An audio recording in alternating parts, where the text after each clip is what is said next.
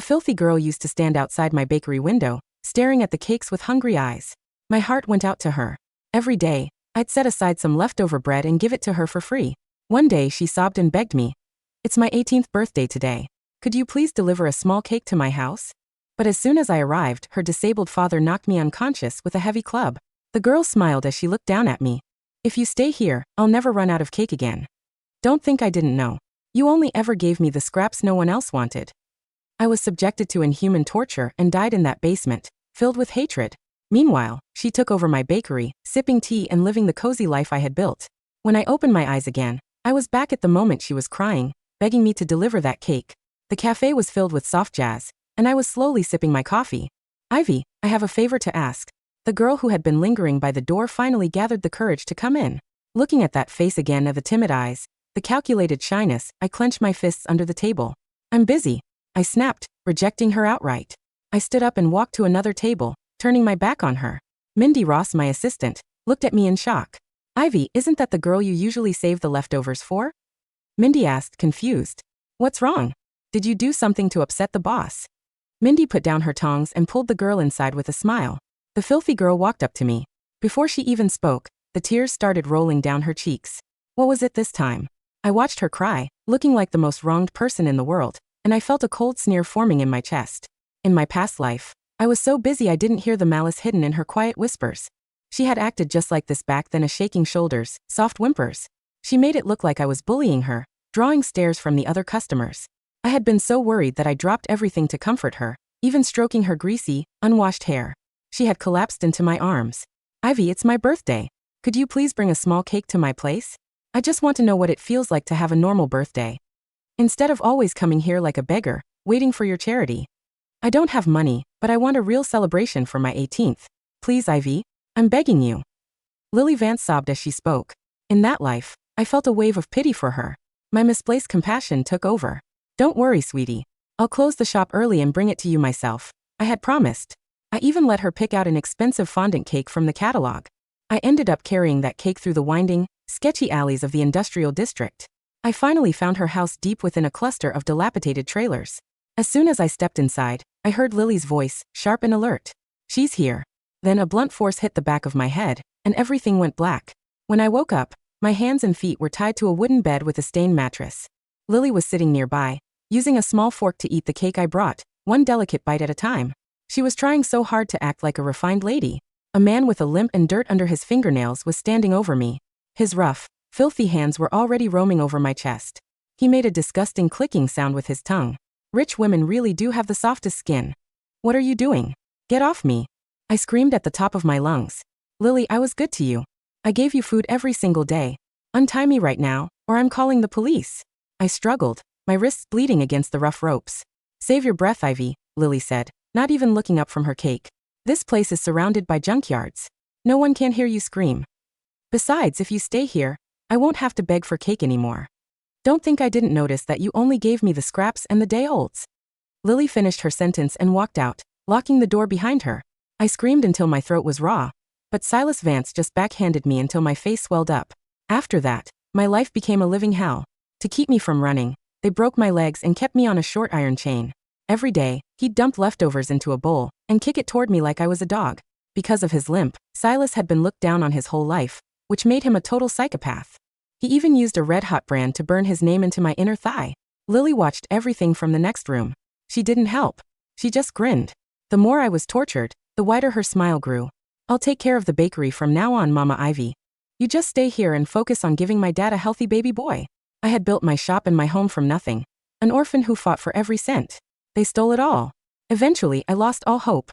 I didn't have the will to live anymore. One day, while Silas was out, I crawled to a water bucket and forced my own head under until I drowned. When I opened my eyes again, I was back in my clean, bright bakery. "Ivy, please. I'm tired of eating scraps. I just want one real cake. Can't you grant me this one wish for my 18th birthday?" Lily was kneeling in front of me, clutching the hem of my apron. But in this life, I had hung a closed for maintenance sign on the door since morning. There were only 3 of us in the shop, unlike the crowded room from my previous life. I pulled my apron out of her grasp.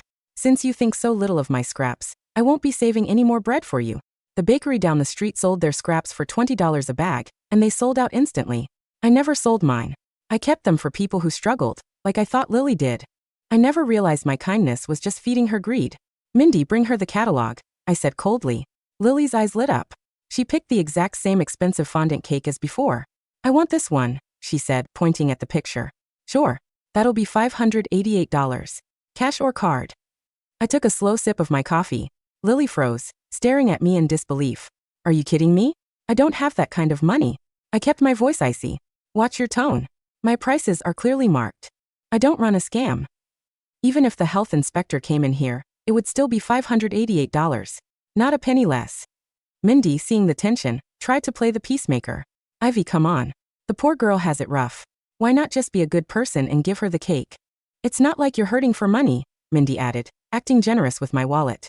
Since you're so big-hearted, you give her the cake. I'll just deduct the cost from your paycheck this month. Mindy's face turned pale before I even finished my sentence. Ivy, are you just being stingy because it's expensive? Lily whimpered. I'd settle for a smaller cake, really. You could even give me one someone else didn't pick up. I just really want you to deliver it to my house. My dad wants to thank you for looking after me. There it was. Lily's real goal. I didn't budge. I rejected her again. I'm not going. I don't have the time. I didn't offer an explanation. Lily started to panic. I knew it. You just look down on us because we're poor. She tried to pin the elitist label on me. Ivy, what is wrong with you today? You're usually so kind, Mindy chimed in, taking Lily's side. I used to give the unsold bread to the local street sweepers every night after closing. But Mindy had insisted on staying late to handle the closing lately. Then a lady came in complaining that the bread she bought gave her food poisoning. That's when I found out Mindy had been selling the free leftovers behind my back for cheap. The lady had kept the bread for days before eating it and getting sick. Since she thought she had paid full price, she demanded compensation. I ended up paying her $5,000 to settle it. If my kindness was just going to be used by snakes, then I was done being kind. Since you're so full of sympathy, Mindy, why don't you buy her a small cake? I'll even give you the employee discount. 50% off. I smiled at Mindy, making the offer. No, no, two voices shouted at the same time. Lily and Mindy both looked panicked. Why not? Are you looking down on me now? Mindy snapped. Mindy didn't want to spend her own money, but being rejected so quickly by Lily made her feel embarrassed. No, Mindy, it's not that. I just know how hard you work. I don't want you wasting your money on me. Lily's eyes darted around as she scrambled for an excuse. She didn't want Mindy to go. Silas and Lily had been scouting me for a long time. Orphan, wealthy, single, pretty. Mindy didn't check any of those boxes. She wasn't a valuable target for them. I literally shoved Lily out the door. Take the rest of the day off, Mindy. I'll still pay you for the full shift, I told my assistant. After locking the shop, I headed straight for a kickboxing gym on the south side of town. In my last life, I'd seen them advertising a women's self-defense course. I hadn't paid attention then, but now I needed it more than anything. I walked into the gym, but the main floor looked empty. Hello? Anyone here? I called out. After a moment, a lazy voice answered from the back. Can I help you? A man in black athletic gear stepped out. Are you the coach? I want to sign up for the self-defense class. The lighting was a bit dim, but as he got closer, I saw he was strikingly handsome with a very disciplined look. I'm just watching the place for a friend, but I haven't heard him mention a specific women's course, the man said, frowning slightly. Then his expression softened. Are you in some kind of trouble? I'm Ben Logan, a police officer for this precinct. I might be able to help even if it's not gym-related, if you want to talk about it. Ben looked at me with such sincerity that I instinctively trusted him. It felt like things were already changing in this new life. I felt a surge of confidence about my revenge. I feel like someone's been following me lately. I just want to be able to protect myself, I said, choosing my words carefully. I couldn't exactly tell him I was a time traveler escaping a murder trap. He'd think I was insane. In that case, I can teach you some grappling moves. They're more practical than standard self-defense, Ben said. He stepped onto the mat and demonstrated a few strikes. The way he moved was powerful and controlled. For the first time since waking up, my anxiety started to fade. From then on, I went to see Ben every day. Whenever he wasn't on duty, he gave me his full attention. I neglected the bakery, leaving Mindy in charge. With me gone, she started slacking off, closing early, and being rude to the regulars. Business started to tank, but I didn't care. Mindy told me that Lily came by every single day looking for me. I knew those two wouldn't give up. Capturing me was like winning the lottery for them. One evening, after a particularly long practice, I was locking up the shop to go home. I turned around and saw Silas Vance standing in the shadows, grinning like a demon. He limped toward me, then suddenly lunged. My mind instantly flooded with nightmares from my past life. I saw the basement. I felt the branding iron. I froze. My body was shaking so hard I couldn't move a muscle. Think you're better than us? Too good to deliver a cake to my daughter. Do you have any idea how long I've been waiting for you at home? Silas was closing in. I backed up until I hit the cold metal of the shop's rolling shutter. As his hand reached for my shoulder, muscle memory finally kicked in. I grabbed his arm and threw him over my shoulder. He slammed into the pavement. I tried to run, but he grabbed my ankles, tripping me. You little bitch. You want to fight? Silas wasn't even mad. He was laughing. His face was twisted as he dragged me toward him, trying to pin me down. The physical memory of his filthy hands was like a brand searing into my brain. As Silas pulled my ankles, dragging me backward across the rough concrete of the alley, the panic in my chest flared into a white-hot, suffocating rage. The scent of stale tobacco and grease on his clothes filled the air, and for a fraction of a second, I was back in that dark, damp basement, the heavy iron chain rattling against my raw skin. Let me go, you psychopath. I screamed, my heel driving straight into his shin. But Silas didn't let go. His face was twisted with a manic, predatory grin, his fingers digging into my boots with a strength that didn't belong to a disabled man. You think you're so tough now, Ivy? You think because you closed the shop early you can escape us? My daughter's birthday is already over, and I didn't get to taste a single slice of your expensive cake. He lunged forward, trying to pin his heavy knees onto my chest. But this time, I wasn't the weak, submissive orphan who had spent her life trying to please everyone. I focused on Ben's voice in my head. Use his weight against him. Find the weak point. Silas's left leg was his weak point. With a sudden, violent twist of my hips, I rolled to the side, escaping his grip, and delivered a brutal, precise side kick directly into his disabled knee. A sickening crack echoed through the narrow alleyway. Silas let out a high-pitched, wet shriek of agony, his body collapsing onto the cold pavement as he clutched his knee, his face turning a pasty, sickly gray. Ah, my leg. You little bitch. I'm going to kill you. I scrambled to my feet, ready to run toward the main road, when the brilliant headlights of a patrol car turned the corner, illuminating the dark alleyway. The door swung open, and Ben Logan rushed out, his weapon drawn. Police. Nobody move. Put your hands on your head. Ben's voice was cold, flat, and carried a commanding, professional authority that made Silas's frantic screams instantly die down.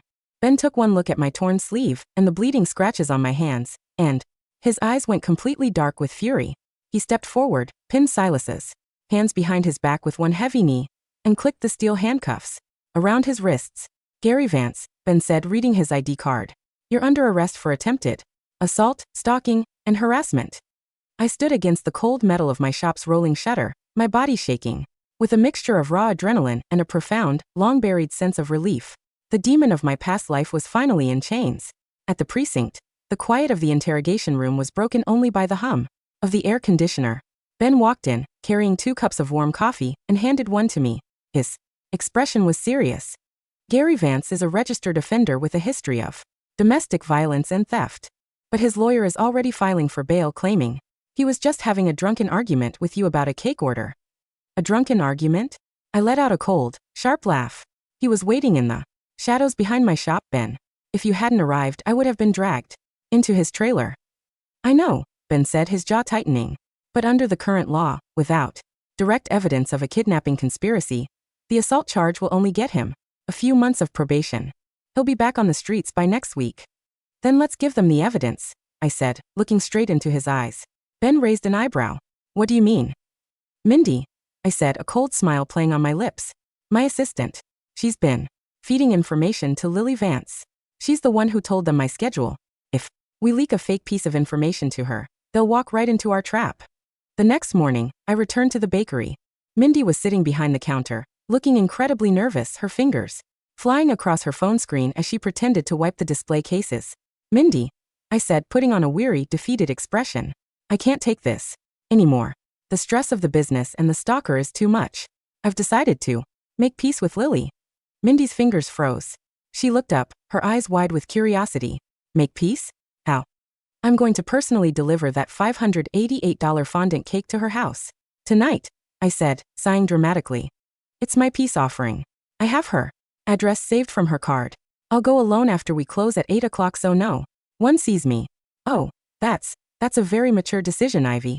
Mindy said, her face flushing with excitement. I'm sure her father will be very grateful.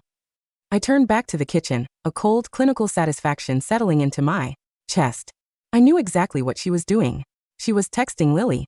She was telling them that the wealthy single orphan was going to walk straight into their trailer. With a cake in her hand. They would have the ropes ready. They would have the branding iron in the fire. And we would have the police. At 8:30 p.m., the industrial district was draped in pitch darkness. The old, dilapidated trailer where the Vance family lived stood at the far edge of the junkyard, its windows covered in thick grease and dirt. A single dim, orange light bulb hung over the wooden steps. I walked down the narrow, muddy path, holding a massive, beautifully decorated fondant cake in my hands. The silence of the junkyard was heavy, broken only by the distant, rhythmic hum of the highway traffic.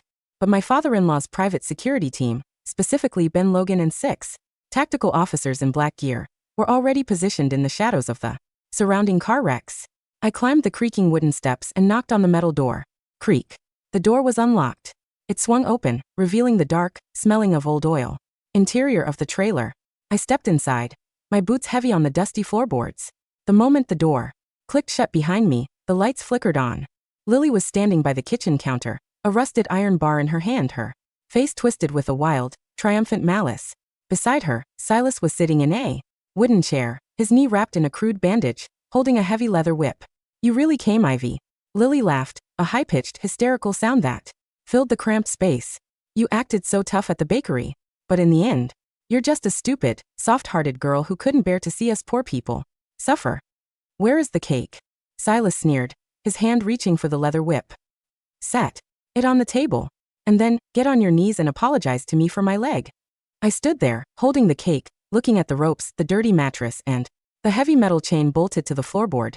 The exact chain that had kept me captive for 3 years in my past life. "I don't think I will, Silas," I said, my voice quiet, even, and entirely devoid of fear.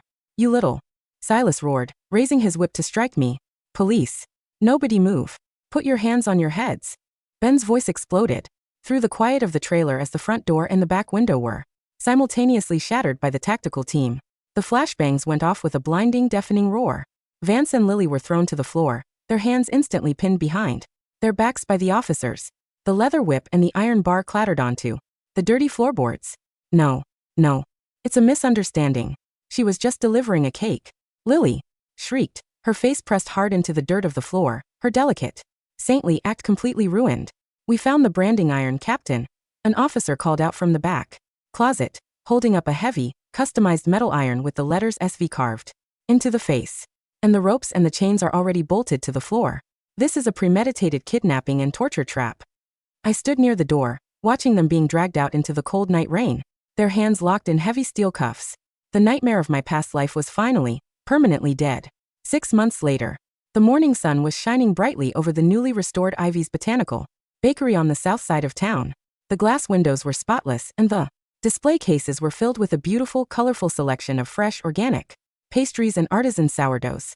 The toxic Mindy had been fired and prosecuted for corporate embezzlement, and her place had been taken by 2 brilliant, hard-working student interns from the local culinary school. The business was thriving, our daily sales doubling week after week. I stood behind the counter, wearing a clean linen apron, my skin glowing, my hands soft and free of scars. The door clicked open, and Ben Logan walked into the shop. He was wearing his off-duty clothes, a simple black t-shirt and jeans, holding a cup of fresh coffee. He smiled warmly, his eyes filled with a deep, quiet affection as he leaned against the counter. "The new strawberry tarts are a masterpiece, Ivy," Ben said, taking a bite of the pastry I had set aside for him. "The chief at the precinct is already demanding we order 3 boxes for the annual gala." "They're not for sale, Ben," I said, my voice carrying a quiet, playful warmth. "I only make those for my favorite police officer." He laughed, his fingers gently reaching out to lock with mine, a warm, dry, and real connection that made my chest feel incredibly light. I looked out the wide glass window of my shop, watching the happy families and the busy streets of the city. The cold basement was gone. The chains were broken. And my new life had finally begun, free of the fear, free of the scars, and filled with a quiet, beautiful light that would never fade.